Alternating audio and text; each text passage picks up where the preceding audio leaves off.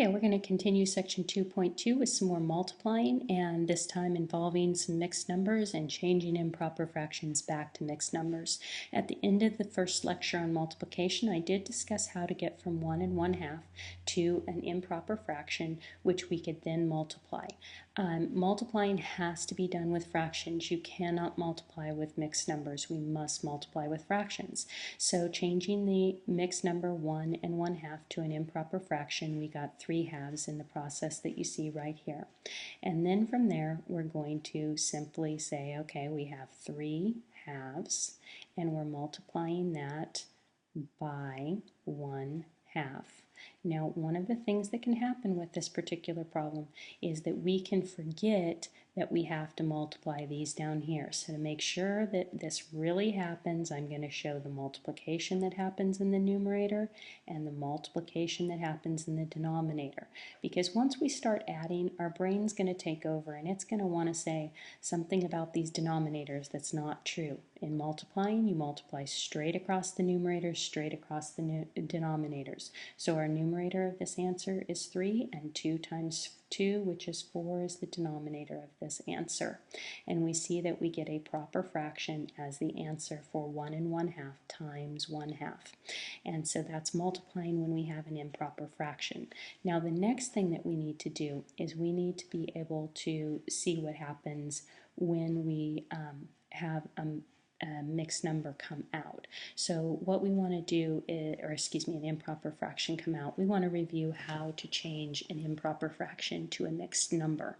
So let's just take our 3/2 for example. So if I started out with 3/2, I don't want to leave that as my answer. Now we would work with that further, but we don't think in terms of improper fractions. So I want to teach you how to get back to a mixed number. So we take the numerator, and we divide that numerator by the denominator 2, and that says 1, and then we have a remainder of 1. And so this whole number is our whole number, so our quotient is the whole number, and then we have a fraction still. The original denominator is our fractions denominator, and then our remainder is the new numerator. So 3/2 goes to 1 1/2, and that's how you change an improper back to a mixed number. Now with that, we can go on to our next example. We can go to do example number 10. And with example number 10 here, we have an improper fraction, a mixed number multiplied by a fraction. So first we're going to change the 3 2/3 to 1 1/2. So 3 times 3 is 9 plus 2, which is equal to 11. So we have 11/3, and then we're multiplying that by 1/2.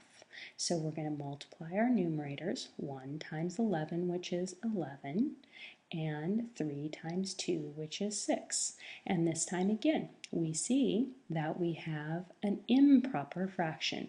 So we want to change this improper fraction into a mixed number because we don't think in terms of improper fractions, we think in terms of mixed numbers really and truly. So 11, and then that's divided by 6. So 6 will go into 11 one time, and then we have a remainder of 5.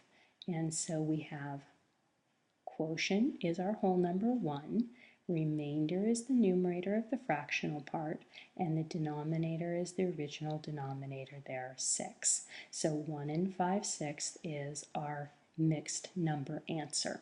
And so even if we get an improper, we're still going to be putting it back in mixed numbers.